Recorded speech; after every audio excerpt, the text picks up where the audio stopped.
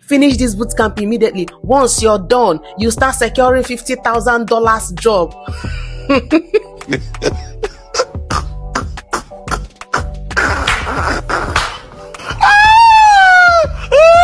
How do you stand out? If the 8-year score of your CV is low, there is every possibility that you'll be getting unfortunately.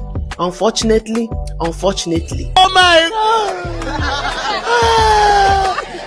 This is not the time to be shy. This is the time to shoot your shot.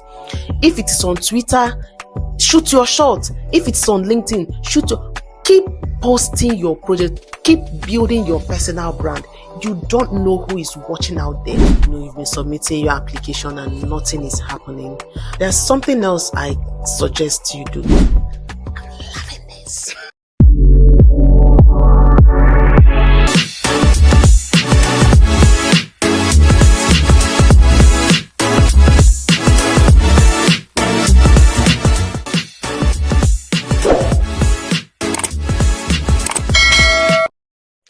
Hello everyone, my name is Uloma. Welcome to another episode of Tech Talk with Uloma. How are you guys doing? As for me, I am Gucci. So on today's episode, we'll be delving into a very interesting topic, which is securing that tech job in 2024. Even though 2024 is about, finishing, but we still have hope. So, before I delve into this topic, I want to ask a question. How many of us have been searching for job recently? How was it? Or how is it going? Honestly, trying to secure a tech job is actually something that is very, very emotionally draining. I'm just praying for everybody who is going through that process because it's really not easy. It's not an easy one. So I wish you guys all the best. So going to the topic of the day, who is an entry level? An entry level is someone who just graduated from the university or completed your boot camp or you're transitioning from one tech career path to another tech career path. You're just beginning. You are an entry level. And for this set of applicants, it's actually very difficult. And why is it difficult? Now, coming from 2020, let me just take it back to the last 4 years, which is actually recent. You will notice that the job opportunities back then, we are kind of a bit higher. Like if you check statistics, it's been going like this. Now to 2024, it's really dipping down low. Now, as of 2020, it went up like this, came down. 2022, it went up. I haven't experienced it because in 2022, I get calls like, I'm not exaggerating. In a day, I have like up to 3 to 5 recruiters call me, discussing tech opportunities. But in this 2024, if one recruiter call you, my sister, my brother, you're very lucky because the competition is very high now. The applicants we have is more than the job opportunities we have. So now the competition is very, very tight. If you're looking for a job, just know that you're not the only one out there. There are thousands of people who are fighting for that particular role with you. So you have to sit up. The first thing I'm going to talk about are the major challenges people who are applying for job in entry level have. The solution for each challenge, what you can do to help you conquer a particular challenge. So let's get right into it.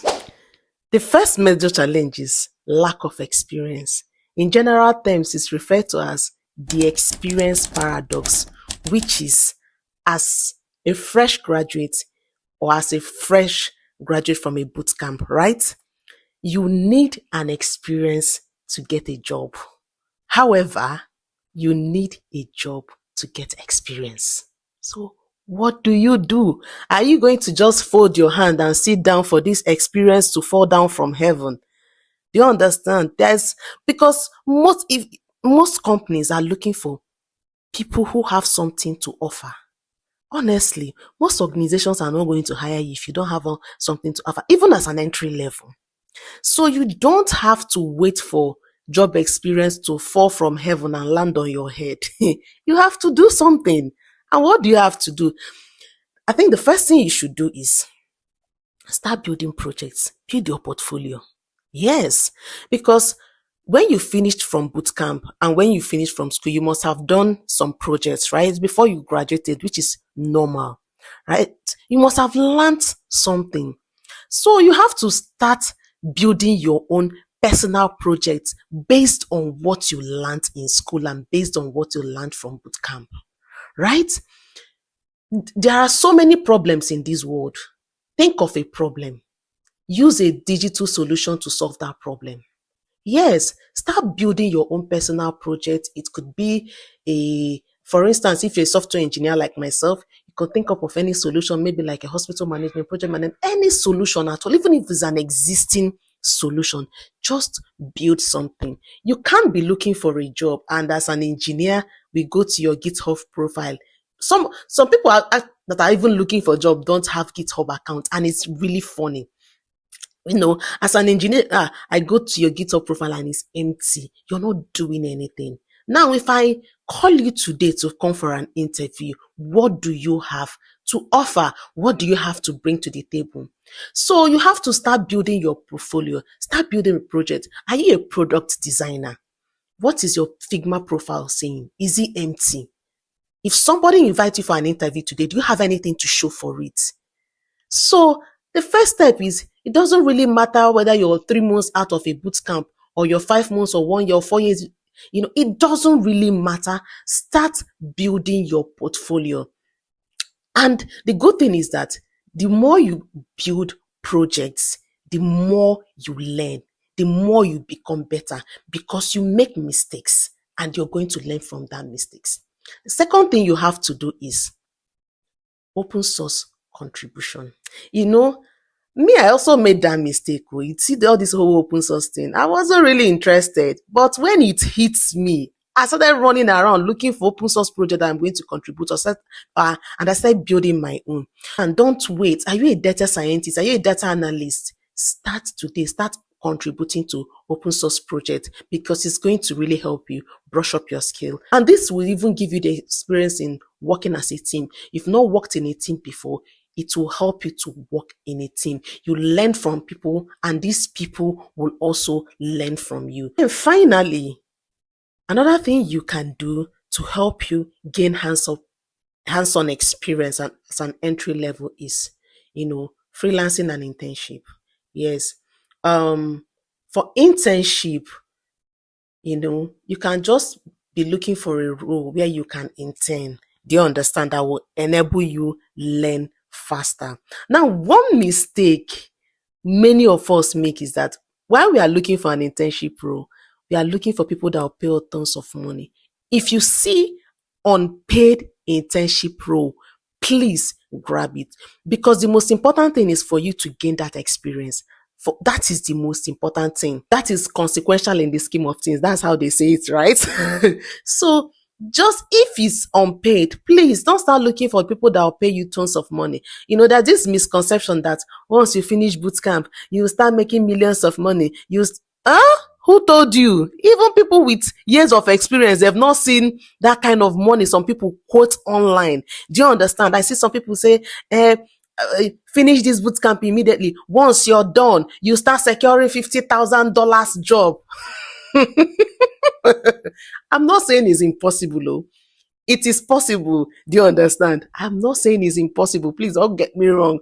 But the most important thing is to gain that experience. Because in this world of today, in this industry of today, if you see somebody that's even going to take you for free, please grab it.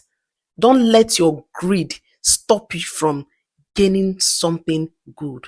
Now, the second challenge you have is that the competition is too high. There are limited job roles, but there are thousands of applicants. Now, if you want to experience this thing I'm talking about, go to LinkedIn, right? They will put up a put out a job opportunity, a role now in the morning. After 24 hours, come and check that role again. You will see 500 applicants, 1,000 applicants, and you're like, where are these people coming from? Like I said before, you're not the only one looking for job. Oh. There are so many people out there who are hungry, who are looking for job.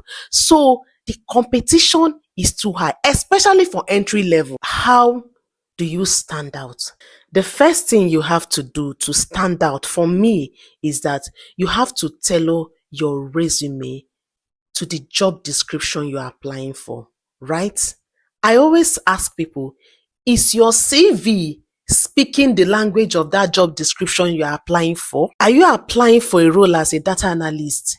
And in your CV, we are seeing job experience that you did maybe when you finished secondary school and you were a teacher.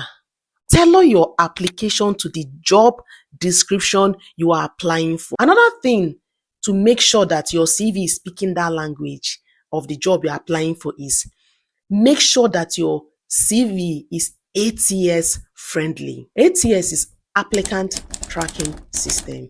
Now, most organizations use this, for their recruitment process. They use it to screen out candidates. Now, imagine when a company is hiring and they have like 1,000 applicants, you don't expect them to start, going through those CV one after the other. Or more, they have things they are doing with their life. So with ATS, that's this applicant tracking system, right? It will help them sieve out the CV. So if the ATS score of your CV is low, there is every possibility that you'll be getting unfortunately,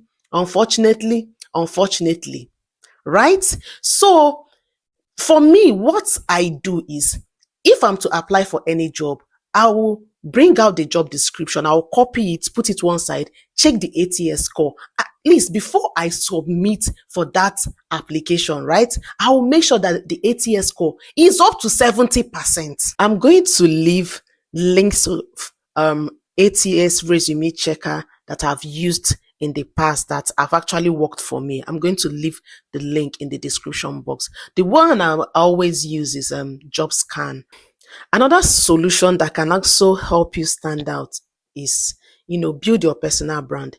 Even as a beginner, you don't have to shy away from showcasing what you can do. Network with people. Good thing is that LinkedIn is there where you can share what you've done. On LinkedIn, as if you build any project, post it. You never can know who is watching. In as much as you're 1 year or 6 months into this industry, but you've learned something. You can write an article, share it on Medium, what you've learned. Recruiters are out there. They are watching. You never can know who can pick up what you've done or the project you share and send you a DM and say, oh, I've seen what you've done. This is amazing. Can you work with us? So don't limit yourself because you feel that you don't know, you're fresh in this field. No, build your personal brand. Branding is very, very important. I, for one, before, putting myself out there is actually very difficult. And I know so many tech people, suffer from this. We're always introverted. We're always withdrawn. We don't want to show people. We don't want to, we're always shy. No, this is not the time to be shy. This is the time to shoot your shot. If it is on Twitter, shoot your shot. If it's on LinkedIn, keep posting your project. Keep building your personal brand. You don't know who is watching out there.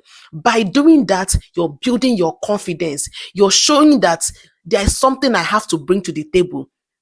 Do you understand? And you might be lucky, someone might reach out and contact you and offer you that your dream job that you're looking for. Another challenge most entry-level applicants have is that they don't understand the recruitment process.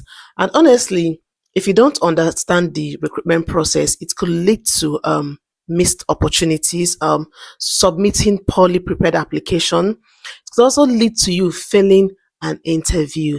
So we don't want that, right? What can we do to overcome these challenges, right? First is to research.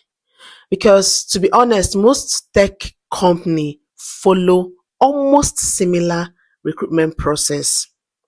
So you research, it's online, but I'm going to share with you steps that I'm actually familiar with.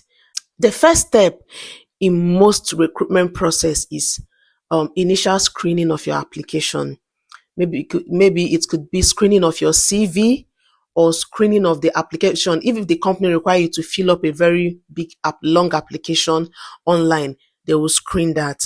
Now, if they are screening your CV, ensure like I said that your CV is 8 years friendly so that this company can actually move your application from the screening level to the next level. Most times the next level depends on the company too. Sometimes a recruiter might reach out to you. Mostly here in the UK, recruiters actually reach out to you and have initial conversation with you. Sometimes the hiring manager of that company will reach out to you and have an initial conversation with you. Sometimes they don't even reach out to you to have this conversation with you. If you pass that application, the initial screening, right, they will just move you to the next stage, which is a technical screening.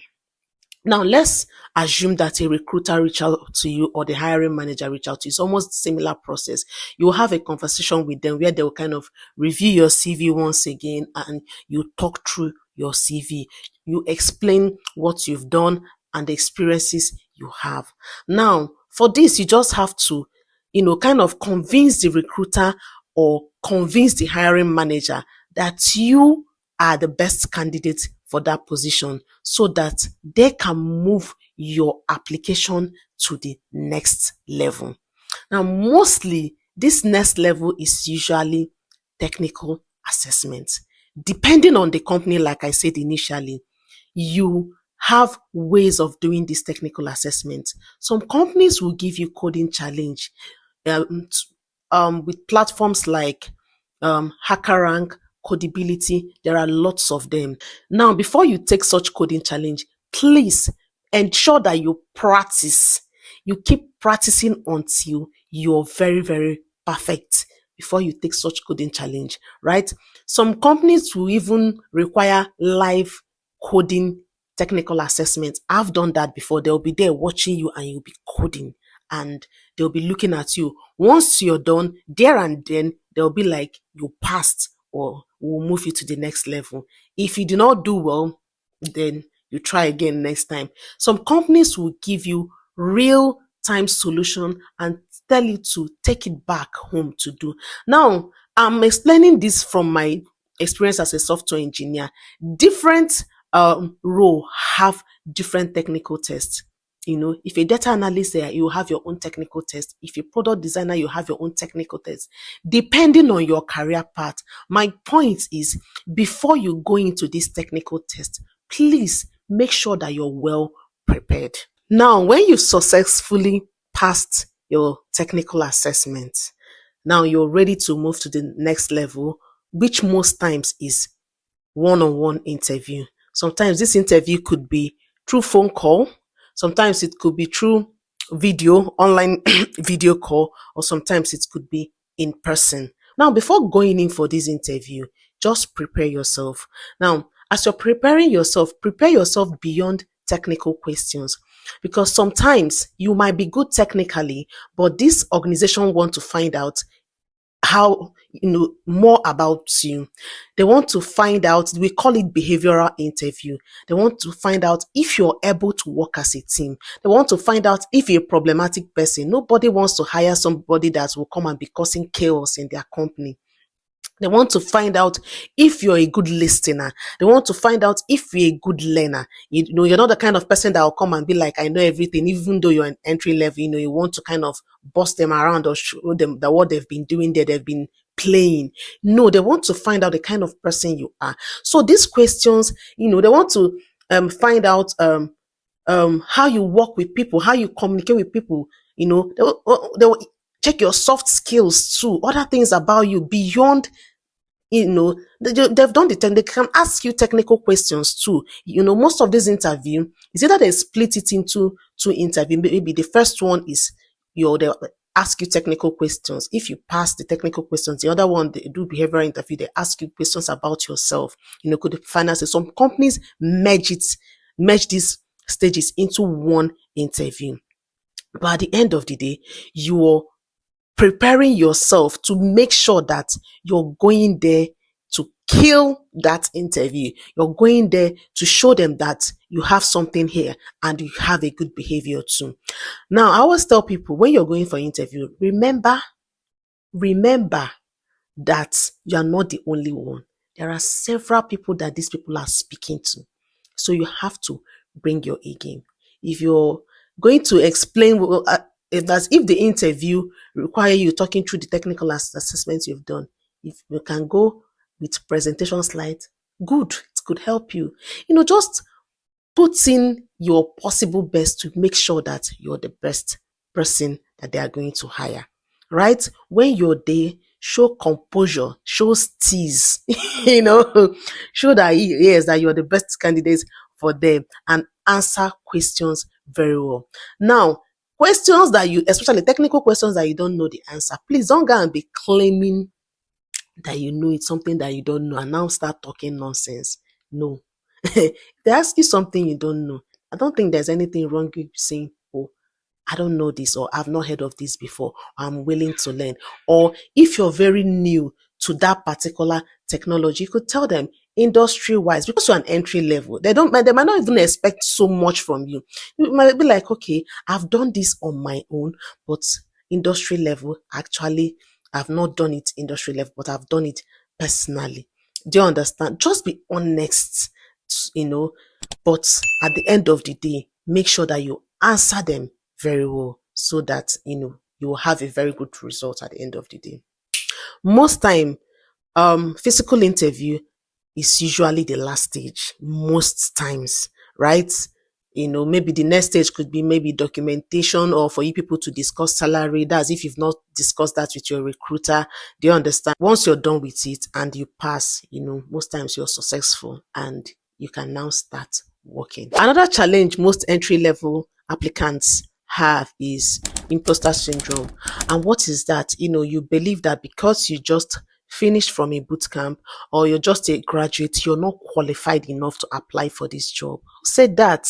Why will you even disqualify yourself even without trying? And this imposter syndrome can make you miss job applications, because you might see an advert and you're like, oh, I'm not qualified. Why will I apply? I'm not going to apply. Please, don't write yourself out. Do you understand? And how do you overcome this imposter syndrome? First, acknowledge to yourself that you're a work in progress. Tell yourself, I am just starting and I am just growing. You don't have to beat yourself up. You don't have to be too hard on yourself. Just acknowledge that you're a work in progress. Keep pushing, keep learning, keep doing your projects, just keep improving your skill.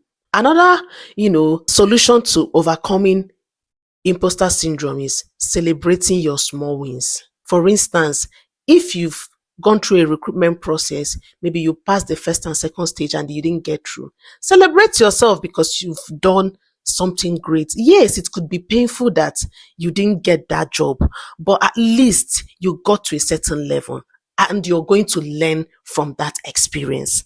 So please, no matter how little the achievements you've done is, if you passed a coding challenge, pat yourself in the back. It's not easy.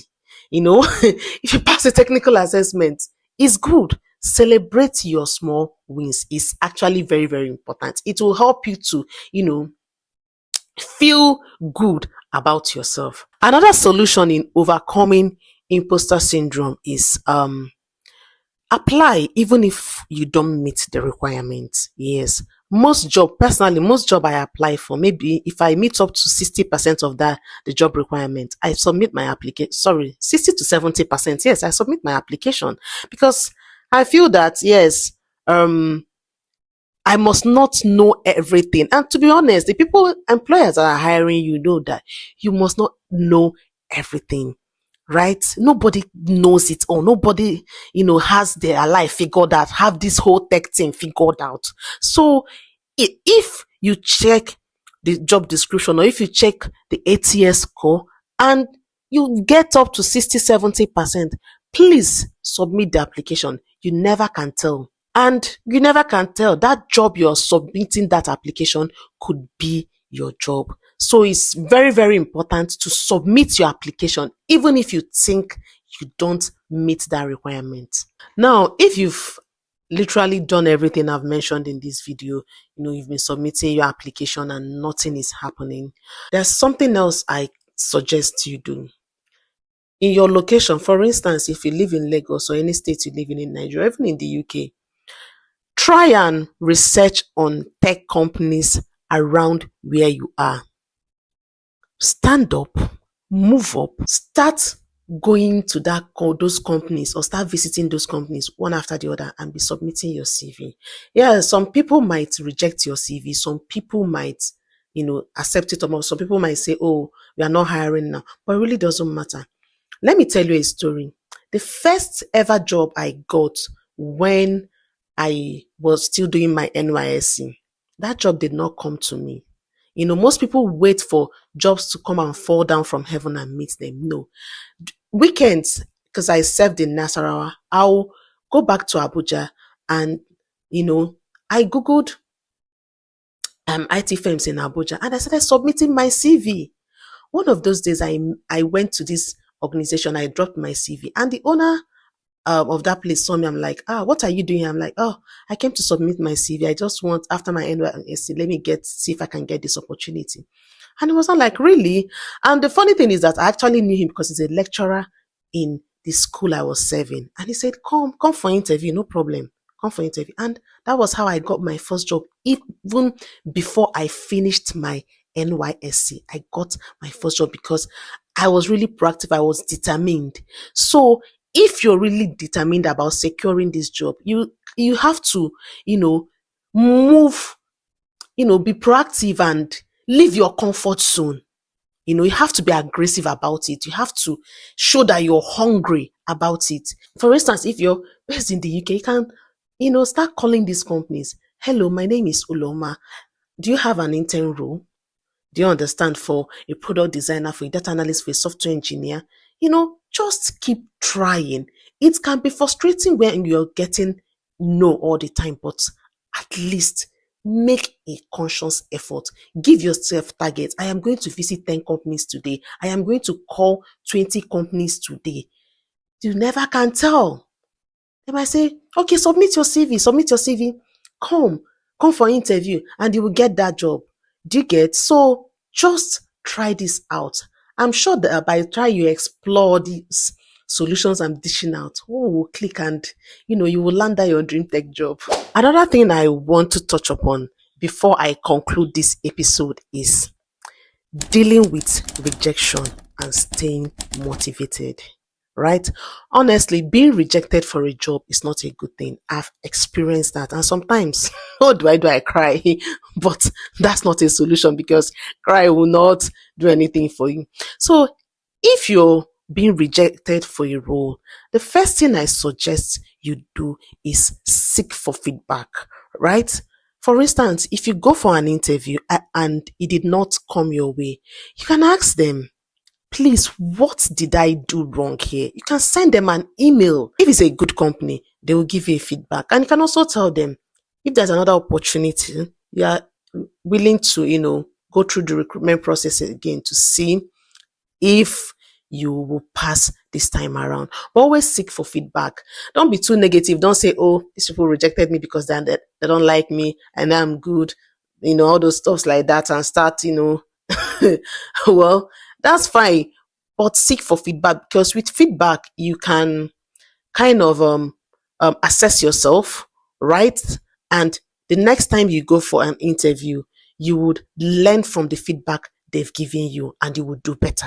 The next thing you should do is to assess yourself. Identify your weak points and try and work on them.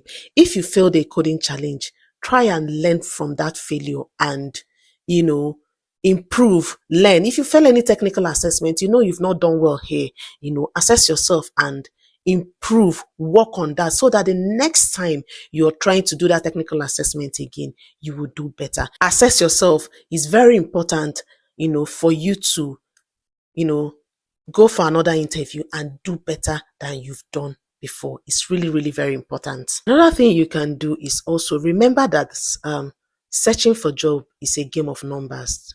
You have to apply as many applications as possible. You cannot just apply for one application or two or three and you get unfortunately and be like, these people serve this whole text job search thing. I'm tired. Like I said initially, the job opportunities, the applicants are more than the job opportunities we have. So you have to keep applying. Someone like me, I give myself target to say today I will submit at least 15 applications and I'll sit down. If I'm busy during the weekend, I'll sit down and submit as many applications as possible. It's very important. The more applications you submit, the possibility that those companies will reach out to you. So please keep submitting as many as possible and definitely you will get a positive response. Finally, treat each rejection as a learning opportunity. I think I've touched upon this before. That the fact that you're rejected is not the end of the world. The fact that you're rejected doesn't mean that you're terrible or you're bad. Learn from every rejection. Don't see it as these people hate me or they don't like me or they don't want to hire me or they're terrible.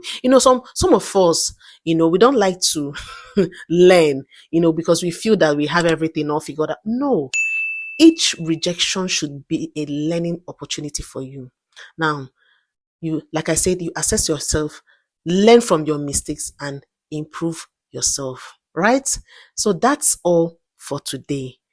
Please, I want to beg for something. Subscribe, share, share with your friends, with your family members, with your